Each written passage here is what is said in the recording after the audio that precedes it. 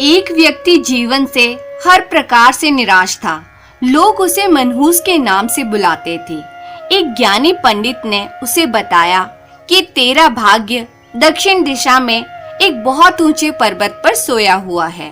तू उसे जाकर जगा ले तो तेरा भाग्य तेरे साथ हो जाएगा। बस फिर क्या था, वो चल पड़ा अपना सोया भाग्य जगाने के लिए। रास्ते में जंगल पड़ा तो एक शेर उसे खाने को लपका। वो बोला, भाई मुझे मत खाओ, मैं अपना सोया भाग्य जगाने जा रहा हूँ। शेर ने कहा कि तुम्हारा भाग्य जाग जाए तो मेरी एक समस्या है, उसका समाधान पूछते आना। मेरी समस्या ये है कि मैं कितना भी खाऊं, मेरा पेट भरता ही नहीं है। हर समय पेट भूख की ज्वाला से जलता रहता है। मनहूस ने कहा, ठीक है। आगे जाने पर एक किसान के घर उसने रात बिताई। बातों बातों में पता चलने पर कि वो अपना सोया भाग्य जगाने जा रहा है, किसान ने कहा कि मेरा भी एक सवाल है, अपने भाग्य से पूछकर उसका समाधान लेते आना। मेरे खेत में मैं कितनी भी मेहनत कर लूं, पैदावार अच्छी होती ही नहीं है। मेरी शादी योग्य एक कन्या है, उसका विवाह इन परिस्थितियों में मैं कैसे कर पाऊंगा। मनहूस बोला, ठीक है। और आगे जाने पर वो एक राजा के घर मेहमान बना। रात्रि भोज के उपरांत राजा ने ये जानने पर कि वो अपने भाग्य को जगाने जा रहा है, उससे कहा कि मेरी परेशानी का हल भी अपने भाग्य से पूछते आना। मेरी परेशानी ये है कि कितनी भी समझदारी से राज्य चलाऊं, मेरे राज्य में अराजकता का बोलबाला ही बना रहता है। मनहूस ने उससे भी कहा, ठीक है। अब वो पर्वत के पास पहुंच चुका था। वहां पर उसने अपने सोए हुए भाग्य को झंझोड़ कर जगाया। उठो उठो, मैं तुम्हें जगाने आया हूँ। उसके भाग्य ने एक अंगड़ाई ली और उसके साथ चल दिया।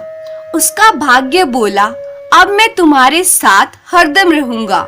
अब वो मनहूस ना रह गया था, बल्कि भाग्यशाली व्यक्ति बन गया था और अपने भाग्य की बदौलत वो सारे सवालों के जवाब जानता था। वापसी यात्रा में वो उसी राजा का मेहमान बना और राजा की परेशानी का हल बताते हुए बोला, क्योंकि तुम एक स्त्री हो और पुरुष वेश में रहकर राजकाज संभालती हो, इसलिए राज्य में अराजकता का बोलबाला है।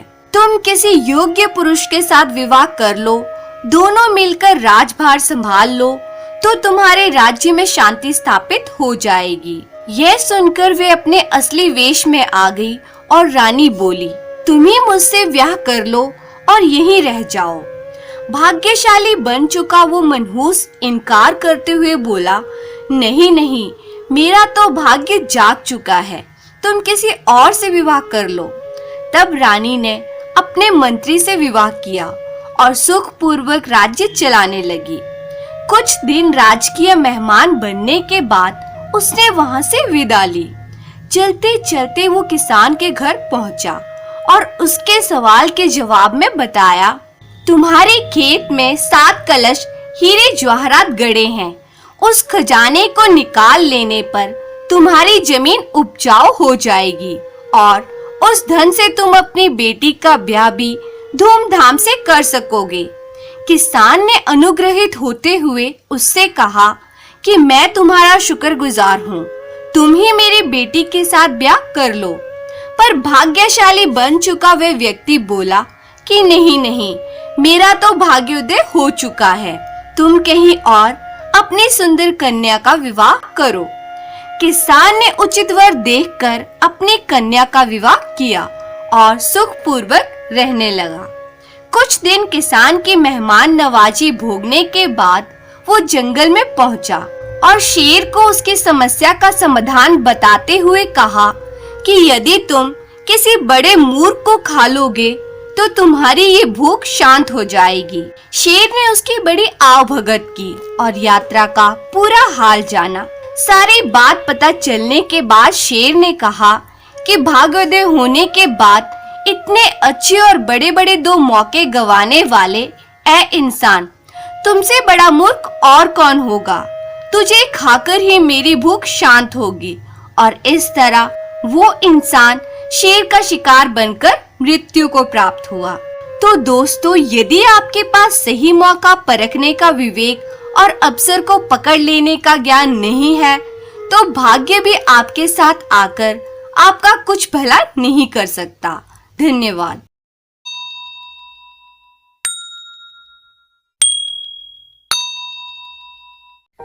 एक गांव में हरिया नाम का एक किसान रहता था। उसकी आमदनी इतनी अच्छी थी कि वह अपनी पत्नी और बेटी का पेट आसानी से पाल सके। हरिया ने अपनी बेटी रूपाली को बहुत ही लाड प्यार से पाला था। रूपाली अपने पिता को बहुत प्यार करती थी। हरिया की पत्नी हर रोज दोपहर को खाना तैयार करती और रूपाली वे भोजन लेकर अपने पिता के पास खेत पर जाती थी। पिता को अपने हाथों से भोजन खिलाकर ही वे घर वापस आती थी।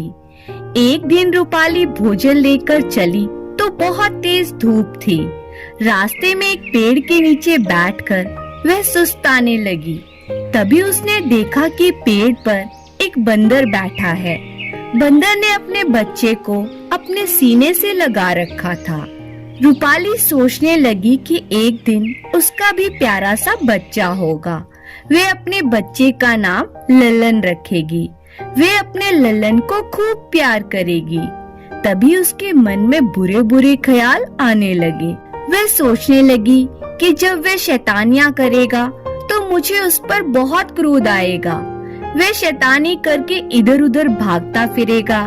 यदि किसी दिन वह सीढ़ियों में भागने लगेगा तो सीढ़ियों से गिर जाएगा।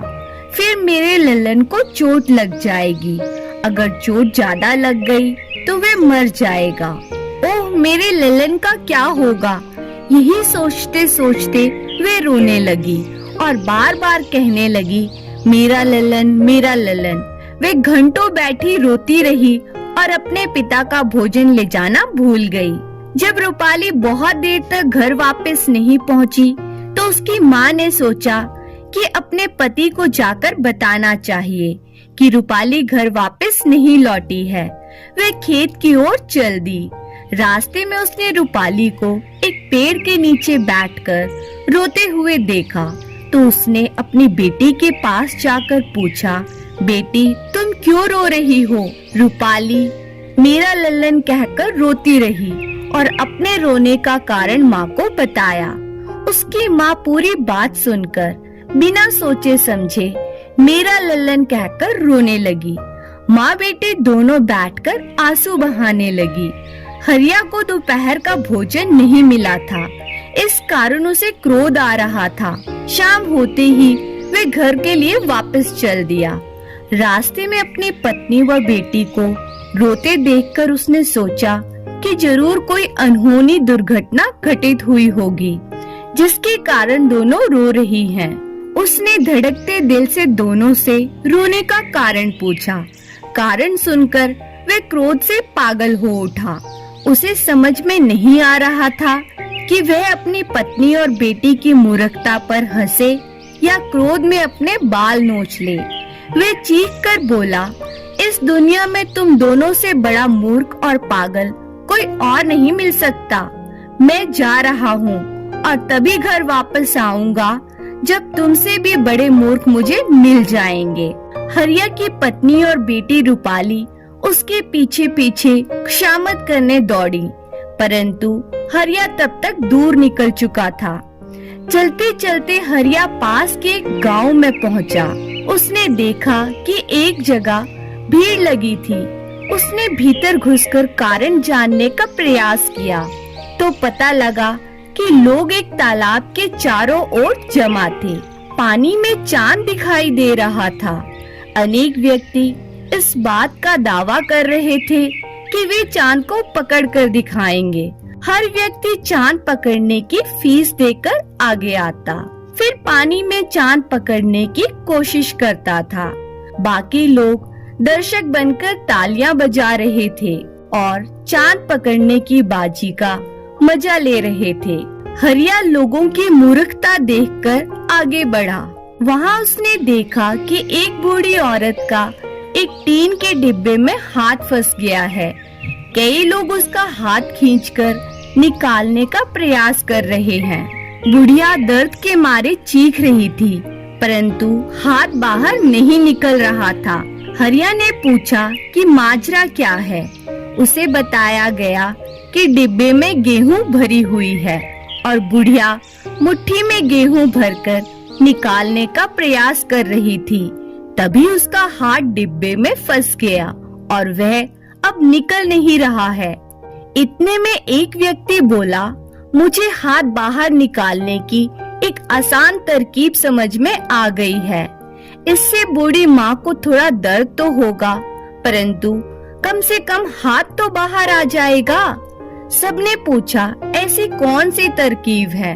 हम बूढ़ी माँ का हाथ काट देंगे, वरना उसे डिब्बे में हाथ फंसाए हुए ही पूरा जीवन बिताना पड़ेगा। मैं सोचता हूँ हाथ काटना आसान है, डिब्बे में हाथ डालकर जिंदगी बिताना कठिन है। इतने में दूसरा व्यक्ति बोला, तुम कमाल करते हो भाई, इससे बेहतर तरकीब यह है कि डिब्बे को नीचे से काट दिया जाए। हरिया ने लोगों की बात सुनकर माथा पीट लिया। वह बोला, दादी माँ, अपनी मुट्ठी को खोलो और गेहूं डिब्बे में छोड़ दो। हरिया का इतना कहना था कि बुढ़िया ने मुट्ठी से गेहूं छोड़ दी और उसका हाथ बाहर निकल गया। लोग हरिया को धन्यवाद व इनाम देने लगे। हरिया बहुत दुखी मन से घर की ओर ये सोचते हुए वापस चल दिया कि शायद इस दुनिया में मूर्खों की कमी नहीं है। जैसे अनेक लोग बड़े अक्लमंद होते हैं, ऐसे ही दुनिया में एक से बढ़कर एक मूर्ख भरे पड़े हैं। धन्यवाद।